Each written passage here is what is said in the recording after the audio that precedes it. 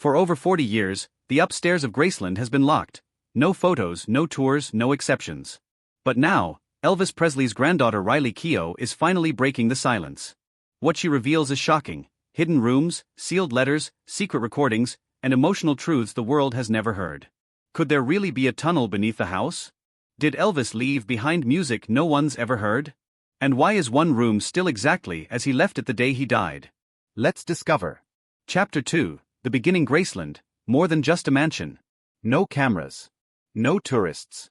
No exceptions. For over 4 decades, the entire second floor of Graceland has been completely off-limits, untouched, sealed, and protected like a time capsule. Even the most loyal Elvis fans have never laid eyes on it. But now, for the first time, we're hearing from someone who's been behind those locked doors. Riley Keough, Elvis Presley's granddaughter, is revealing personal and emotional details about what really lies upstairs at Graceland. What was Elvis hiding up there? Why has this area remained closed for so long? And what did Riley find that changes everything? To understand why these questions matter so much, we have to start at the beginning. Not with the fame, not with the music, but with a house. Graceland wasn't always a global icon. It began as a relatively modest colonial revival home, constructed in 1939 by a Memphis printing company owner named S.E. Tuff. The house sat on a quiet plot of land in what was then the countryside, peaceful, quiet, and surrounded by fields. It had just 10 rooms and was designed to look elegant but not extravagant, with clean white columns, arched windows, and a dignified front porch. In 1957, a 22-year-old Elvis Presley had just hit the height of early superstardom. He was restless, constantly followed, and needed somewhere to retreat from the chaos of fame. That year, he bought Graceland for $102,500, adjusted from the often quoted $12,500 down payment. It wasn't the size or grandeur that caught his attention, it was the privacy. But that wouldn't last. Elvis immediately began transforming the house into something far more than a retreat. Over the next 2 decades, Graceland would become a physical extension of his identity: loud, colorful, unpredictable, and deeply personal. One of the most famous additions came in the late 1960s, a room that would eventually become almost as legendary as Elvis himself: the Jungle Room. Covered in green shag carpeting, even on the ceiling, and filled with carved wooden furniture and exotic decor, this was no ordinary living space. It looked more like a rainforest-themed lounge than part of a southern estate. The room doubled as a recording studio where Elvis laid down some of his final tracks, including Moody Blue. It was strange, moody, and intimate, just like him. Then there's the meditation garden, located just behind the house. Designed in 1964, this peaceful stone-lined area would later become the site of Elvis's grave, along with those of his parents, grandmother, and eventually his daughter, Lisa Marie Presley. Fans from all over the world visit this spot in silence, often leaving flowers, notes, and personal tokens. It's one of the few places where the excitement of Elvis fandom turns into something quiet and reflective. Since opening to the public in 1982, Graceland has welcomed over 20 million visitors. It's not just a stop for tourists, it's a destination for pilgrims. Fans from every continent walk through those doors hoping to feel closer to a man who transformed music and pop culture forever. Graceland is the second most visited home in the United States, behind only the White House. But even though the estate includes tour after tour of music rooms, awards, jumpsuits, and vintage cars, there's still one part no one has ever been allowed to see: the upstairs. It's not just closed to the public, it's locked. Preserved. Untouched since the day Elvis died in 1977. This is the mystery that continues to haunt fans and historians alike. What's upstairs? Why is it so protected? And more importantly, what stories are sealed in those rooms? For years, only a tiny group of people, family, staff, and close friends, have been allowed past that staircase. It's not because there's something scandalous or disturbing up there. It's because, to the Presley family, that space is sacred. The bedroom where Elvis slept. The bathroom where he died. The closet where his jumpsuits still hang. Time has stopped on the second floor. Riley Keough grew up surrounded by stories of Graceland. As the daughter of Lisa Marie Presley and the granddaughter of Elvis, her connection to the house is not just historical, it's deeply personal. And for the first time, she's offering glimpses into what those rooms meant to her, and more importantly to him. The upstairs is where Elvis hid from the world. Where he read, wrote, grieved, created, and unraveled. In a house known for its spectacle, this floor is silent. Unseen.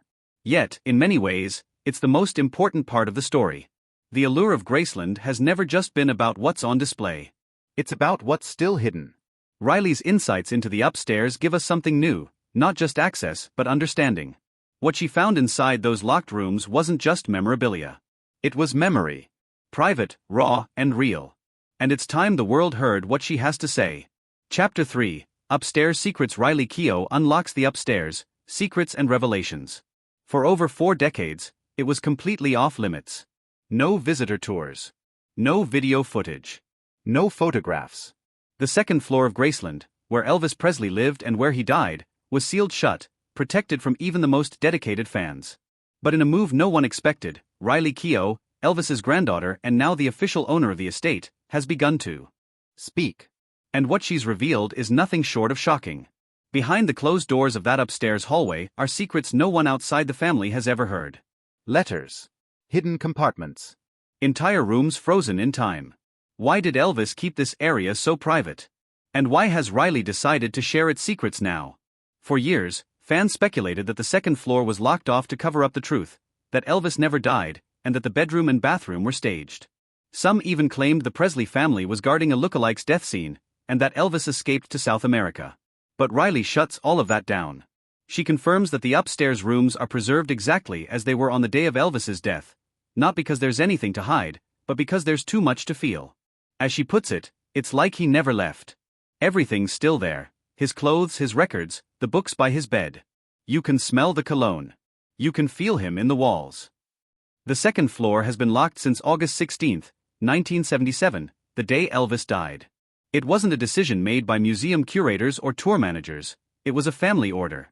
Vernon Presley, Elvis's father, personally ensured that the upper level would remain sealed, not as a publicity stunt, but as a private sanctuary. The rooms haven't been cleaned out, restyled, or modernized.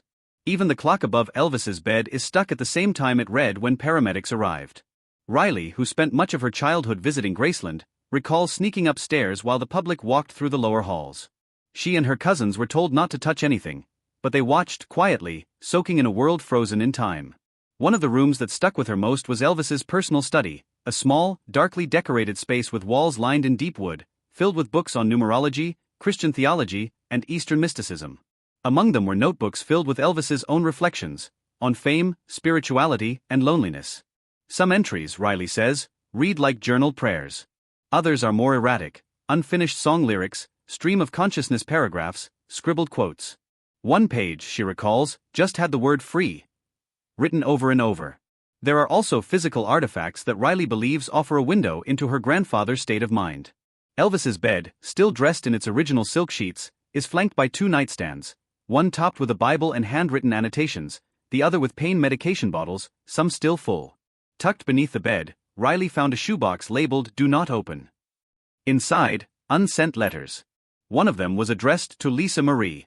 Another simply read, "To whoever finds this after I'm gone." These items, Riley admits, are too personal to release to the public. But she acknowledges they exist, and that they've changed how she sees her grandfather. In the adjacent bathroom, where Elvis passed away, almost everything remains intact. Riley refuses to speak in detail about the room out of respect, but confirms it's never been altered. Not even the towels have been replaced. The room is sealed with the same reverence as a mausoleum. For the Presley family, this wasn't just a place of tragedy, it was a deeply private space, where Elvis often locked himself away from the pressures of the outside world. Riley says he spent hours in there reading, meditating, and sometimes just sitting in silence. The bathroom, like the bedroom, was a refuge. Another space Riley spoke about, never mentioned in official Graceland literature, is what she calls the quiet room. A small, tucked-away area at the end of the upstairs hallway that Elvis had designed as a meditation space. With low lighting, cushions on the floor, and a soft hum from an old sound machine, this room was where Elvis would go to pray, reflect, or escape. There are no photos of it. No fan accounts. And until Riley mentioned it, no one even knew it existed. She believes it's one of the most honest parts of who he was, a man constantly searching for peace in a world that wouldn't stop looking at him. So why has she decided to talk about it now? Riley says that for years, the upstairs remained silent out of necessity. Her mother, Lisa Marie, had a protective relationship with that part of the house. It was too painful, too sacred, too unresolved. But after Lisa Marie's passing, Riley found herself in a new role, both as owner of Graceland and as the voice of a family legacy. She felt it was time to share the parts of the story that had never been told, not for spectacle, but for understanding. Not to exploit, but to connect. Still, Riley is clear. The upstairs will remain closed to the public. These stories, these revelations, are meant to give fans a deeper emotional connection to Elvis, not physical access to the rooms. Some spaces are meant to stay personal, she said. But that doesn't mean they have to stay secret. Chapter 4. Is Elvis alive? Is Elvis still alive? The most enduring theory in pop culture. Could Elvis Presley have faked his own death and escaped through a tunnel buried beneath Graceland? It sounds like something out of a thriller novel, but to this day, thousands of fans believe it's not just possible, they believe it happened. What fuels this theory isn't just blind devotion or tabloid nonsense. It's the unusual details surrounding his final days, his need for extreme privacy, and the layout of Graceland itself, which some say includes a hidden underground passage built specifically for him to vanish when he needed to.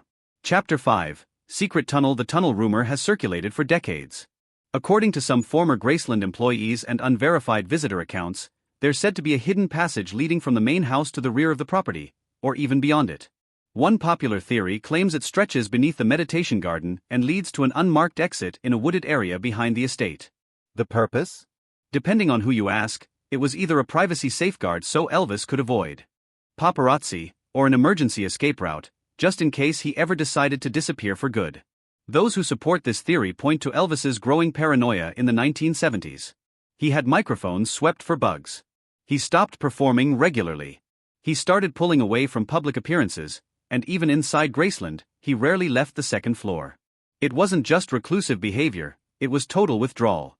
For believers, this withdrawal was the prelude to a plan. So what about the tunnel itself? Is there any proof it exists? Official Graceland blueprints that are available to the public make no mention of such a tunnel. But these documents are incomplete by design. Graceland's second floor isn't shown either, and we know that area exists. Some former staffers have denied the tunnel outright. Others have said cryptically, there are things not even employees are shown. The Presley family has never acknowledged a tunnel in any interview, memoir, or authorized documentary. But that hasn't stopped fans from trying to prove it.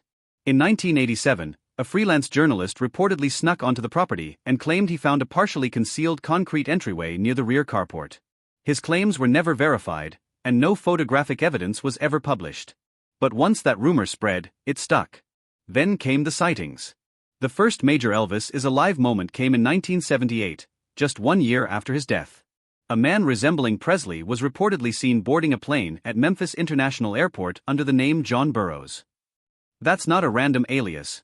John Burroughs was the same fake name Elvis had used repeatedly when checking into hotels on tour. The sighting made local news, but was brushed off as coincidence. Still, it triggered a wave of similar stories. In 1984, a tourist visiting Graceland took a photo of a groundskeeper relaxing behind the house. That image went viral, or as viral as a photo could go in the 80s. Chapter 6. Elvis sightings. Fans insisted the man was Elvis. He wore sunglasses, had Presley's facial features, and appeared heavier, in line with what Elvis would have looked like had he aged naturally. The image was blown up, analyzed, and scrutinized. But to this day, Graceland staff have never revealed who the man actually was. More sightings followed. Elvis in Michigan, Elvis at a Burger King in Texas, Elvis spotted watching an Elvis impersonator show in Nevada. One of the strangest reports came in 1994, when a man matching his description reportedly walked into a DMV in California. The clerk said he was polite, quiet, and paid in cash. When asked for a name, he said, "That's not important." The security footage, if it ever existed, was never released. Another layer of the theory rests on the official documentation of Elvis's death. Some fans point to inconsistencies in the death certificate, mainly the spelling of his middle name. Elvis's legal middle name was Aaron, but the gravestone and paperwork read Aaron. For believers, this was no typo. It was a deliberate signal. A sign that the man buried there wasn't actually him. But why would Elvis fake his death? The most common theory is burnout. By the late 1970s, Elvis was in chronic pain, struggling with addiction, and sick of fame. He believed he couldn't escape the public eye unless he disappeared entirely. Faking his death would have been the only way to live in peace. Supporters argue that Elvis had the money, the connections, and the isolated property to pull it off, especially if he had a private tunnel leading out of his estate. Of course, there's no credible forensic evidence that he lived beyond 1977. No DNA match. No fingerprints. No verified communications. His autopsy was performed, his body was viewed by family, and his funeral was public. The sightings, while fascinating, are ultimately based on blurry photos and unverified anecdotes. Many of the supposed witnesses have walked back their stories over the years. Still, what keeps the theory alive is how little of Elvis's final days were seen. He hadn't been photographed publicly in months. He wasn't touring. And most notably, he was living almost entirely in the upstairs portion of Graceland, which remains sealed to this day. That silence has created a vacuum, and nature abhors a vacuum. So people fill it with stories. With guesses. With the idea that the king of rock and roll might have decided to leave the stage one final time, on his own terms. Riley Keough doesn't need to address every rumor. She understands that part of Elvis's enduring power is the mystery. She said repeatedly that her role is not to explain him, but to protect what mattered to him. Whether that means guarding his emotional legacy or maintaining the sealed rooms of Graceland, she believes some things are meant to remain unanswered. Maybe there is no tunnel. Maybe there never was. Maybe the sightings were all mistaken identities, and the misspelled name on the grave was just a well-intentioned correction.